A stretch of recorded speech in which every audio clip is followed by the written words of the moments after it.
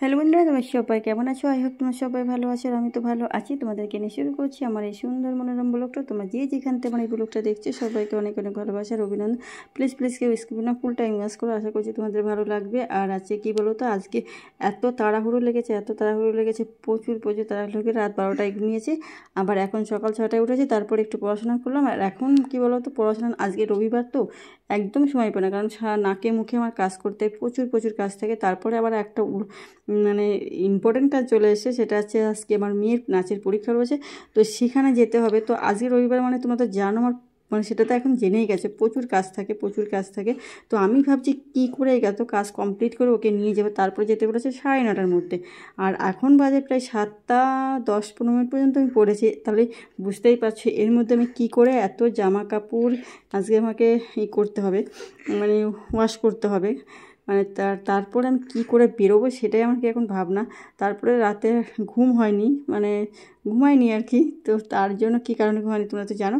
তো তারপরে আবার এখন আমার মানে ঘুমও লাগছে। আর এখন কি বলো তো, আজকে ইচ্ছাকৃতই 6টায় উঠেছি, কারণ আমি জানি যে সারাদিন আমি আর এক ফোঁটাও বই পড়তে পারবো না, মানে বই নিয়ে বসতেই পারবো না।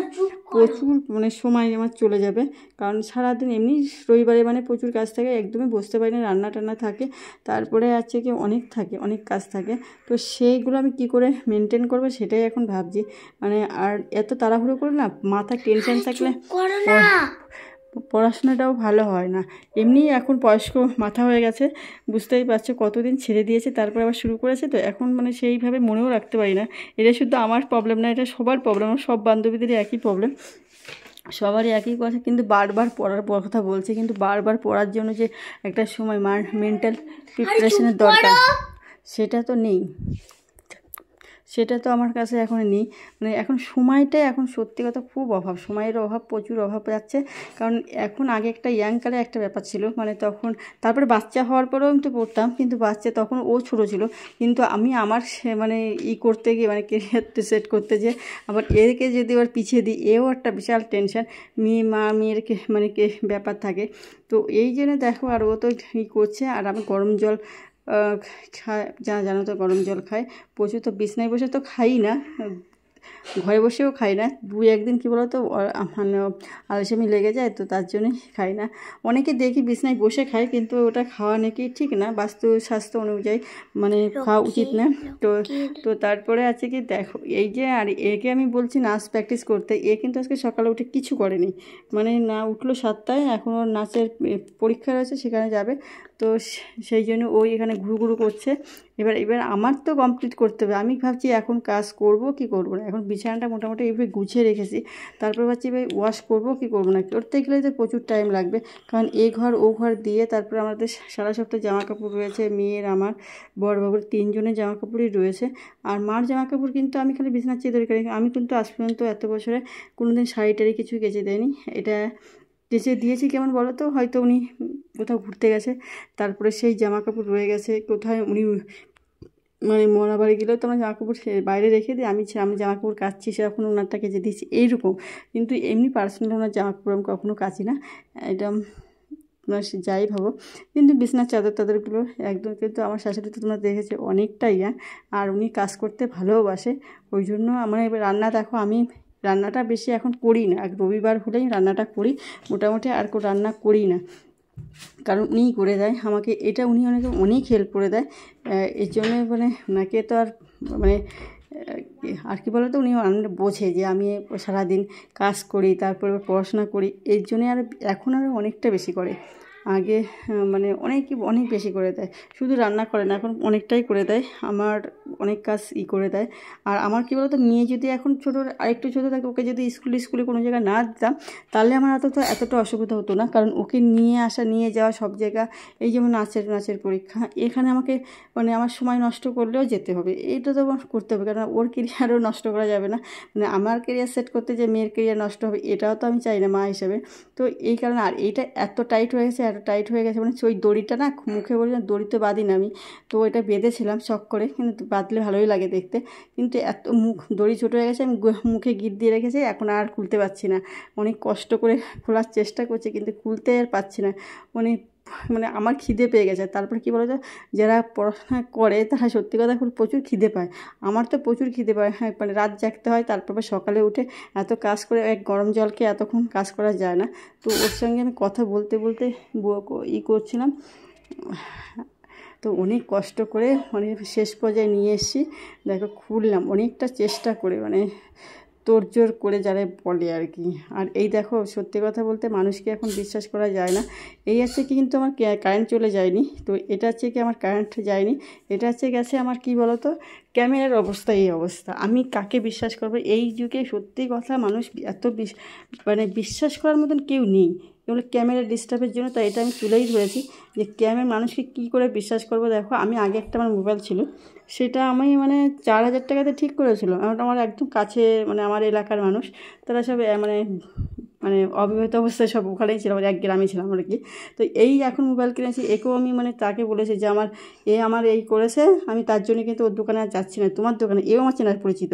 সে বলছে তুই নিয়ে যা না, খুব ভালো ভাই, খুব ভালো। এই যে আমার মোবাইল হয়েছে, আমার 6 মাসও হয়নি মোবাইলটার বয়স, এখনই এই অবস্থা, এরকম ডিস্টার্ব দেখা দিয়েছে। তাহলে কি বলো, মানুষ এখন বিশ্বাসঘাতক হয়ে যাচ্ছে। মানুষের সাথে সত্যি কথা সুসম্পর্ক রাখা এখন কোন মানুষ যে ভালো আর কোন মানুষ যে খারাপ সেটাই বোঝাই এখন কষ্ট হয়ে যাচ্ছে। পুরো এখন কোনো কারেন্টের কোনো নেই, খালি মোবাইলের এরকম অবস্থা। মাঝে মাঝে এত ছবি কালো আসে বোঝা যায় না, তখন আমি আবার কেটে আবার করি। কত জায়গায় আমি এডিট করি না, কিন্তু এটা দেখা যায় মানুষ কত মানে এখন কি বিশ্বাসঘাতক, মানে কি বলবো, মানে যখন নিতে হয় তখন বলে ভালো। এই যে আমার যেমন এই এসিটা কিনেছি, এটারও কিন্তু একটু ফল দেখা দিয়েছে।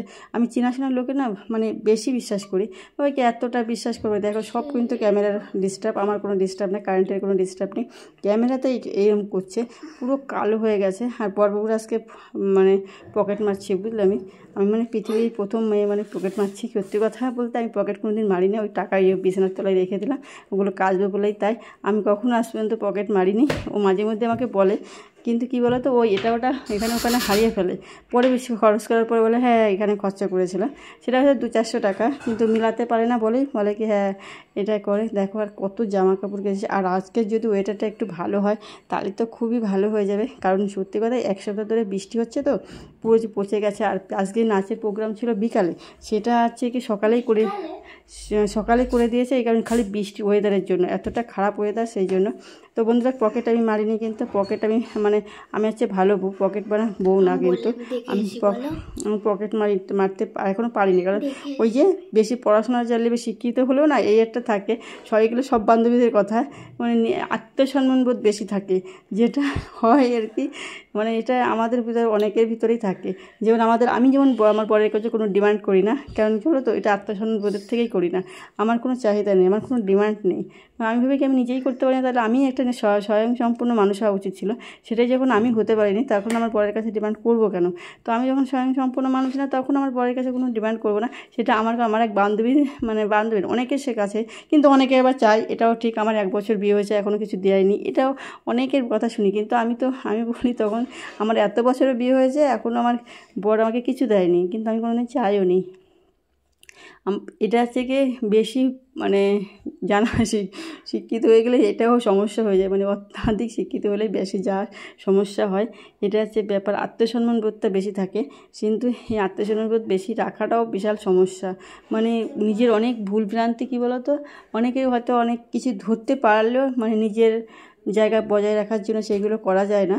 তো এটা এবার আমি হয়তো বেশি বলে ফেললাম, জানি না বেশি বললাম কি না। সত্যি কথা খুব একটা পড়াশোনা জানি না, মোটামুটি জানি, পড়ার তো আর শেষ নেই। তো সেটাই আর কি বললাম, ওই যে আত্মসম্মান বোধ বজায় রাখার জন্যই বললাম কথাটা। আর এই দেখো সমস্ত ঘর বাড়ি আজকে আমি তো মানে ক্লিন করলাম, রুম ক্লিনটা করে নিলাম। কীভাবে করি আমরা তো জানো। আর আমি ভাবছি কীভাবে আমার জামা কাপড়গুলো এই ওয়েদারের মাঝে সময়ের সাথে পরিষ্কার করতে পারবো কি না।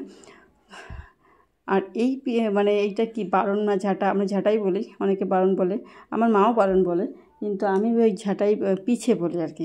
ঝাঁটা তো হচ্ছে ঝাঁটার কাঠি দিয়ে হয়, তো এটা হচ্ছে কি ওই যে সিনথেটিক টাইপের, এটা চুল সব আটকে আসে। তো মোটামুটি এটা বেশি ছোট হয়ে গেছে, মানে আমাকে বেশি কুচু হতে হয়, তো ঝুঁকে করতে হলে না আমার কষ্ট হয়ে যায়, তো আমি এই জন্য খুব কম করি এটা দিয়ে। আর ওইগুলোটা দিয়েই করি, ওটা আবার ছোটো হয়ে গেছে। আর এই দেখো বন্ধুরা, আমি তো এখন সময় পাই না, তো সময় না পাওয়ার কারণে কি হয়েছে বলো তো, এই যে আছে কি আমি সেই বিট গাজর আর এই যে মেয়ে গেছে আকাশ, এটা পরের ভিডিও আগে করে রেখেছিলাম সেই ভিডিওটাই। তো ওই কী বলে ফুলুরি তৈরি করবো, তার জন্য একটু মেখে রেখেছি। আর এই দেখো ফুলুরি তৈরি হচ্ছে। এখন বসছিল বর্ষা, সেই বর্ষার সময়, এটা বললাম আগের ভিডিও, তো বর্ষাতে ফুলুরি খেতে না আমার খুব ভালো লাগে। তো আমি আর সব থেকে তাড়াতাড়ি হয়ে যায় ফুলুরি, মানে প্রচুর তাড়াতাড়ি করতে পারি, মানে সময় লাগেই না বললেই চলে, 10 মিনিটেই হয়ে যায়। 10-7 মিনিটে যদি একটু ফেটানো যায়, একটু ফেটিয়ে রাখলে খুব ভালো হয়। আর ফুলুরি কীভাবে করি সেটা তোমাদের পরে একটা ভিডিও দেখাবো, কিন্তু বল এখন তো আর করছি না। আর এদিকে মেয়ে এসছে বলে আমি অনেকক্ষণ করে রেখেছিলাম, তো এসছে বলে এখন আমি করছি যাতে গরম গরম খেতে পারি। বরবাবুও নেই বাড়িতে, তো আর এইদিকে আমার মেয়ে হাঁসফাঁস করছে গরমে, কারণ বন্ধ করেই আমি ভিডিও ভয়েস দিচ্ছি, তো ও হাঁসফাঁস করছে।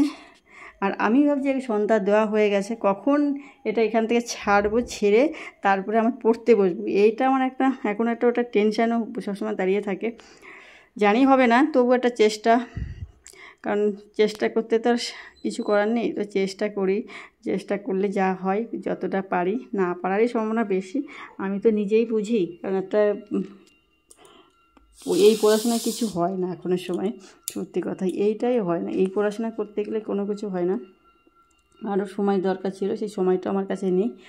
তো এই দেখো আমার পকোড়াটা ফুলুরি তো হয়ে গেল, আর মেয়ে খাওয়ার জন্য টাক করছে, মা দাও দাও দাও, কিন্তু আমি তো এখন দিতে পারছি না, কেন তো এটা একটু হালকা মানে আপনার কী বলে আলো, মানে কী বলে গ্যাসটা একটু কমিয়ে দিয়ে করতে হয়, লো ফ্লেমে করতে হয়। আর আমার তো একটু এটা তাহলে ভিতরে কাঁচা থেকে যাবে। ওকে আমি সঙ্গে কথা বলছি, আর দেখো তো আমার হয়ে গেছে পকোড়ার, বেশ সুন্দর হয়েছে দেখো। কিন্তু আমাদের একটু তেলটা আমরা কম দিই না ওর জন্য, আর তেলটা পুরো কড়াই ভর্তি তেলে দিলে শেপটাও ভালো আসে, কিন্তু আমরা তো তেল কম দিই, ওই জন্য তা একদম বড়াপিটির মতন হয়েছে দেখতে। আর এই যে সে জুস করে রেখেছি, এই জুস করতে লাগলো আমার প্রায় 1.5-2 ঘন্টা। এখানে সময়টা কতটা নষ্ট হলো দেখো, এইভাবে রেখেছি, এবার বোতল ভরে রেখে দেবো। আর এইগুলো সব নষ্ট হয়েছে, বিট গাজর টাজরগুলো সব নষ্ট হয়ে যাচ্ছে। তো বন্ধুরা, আমার ক্লিনিং ব্লগ আমার তো ডেলি ক্লিনিং ব্লগ থাকবে, তো আমার ঘর ক্লিনিং করলাম, রুম ক্লিনিং করলাম আজকে। তা কেমন হলো অবশ্যই তোমরা কমেন্ট করে যাবে। সবাই ভালো থেকে সুস্থ থেকে, এটাই তো বলি সবসময়, রুম ক্লিনিং ব্লগ। আর আজকে দেখো আমি সত্যি কথা বলছি, অনেকটা কিছু হয়তো অপ্রয়োজনীয় কথা হয়তো বলেছি, তো সেটা কিছু মন করো না।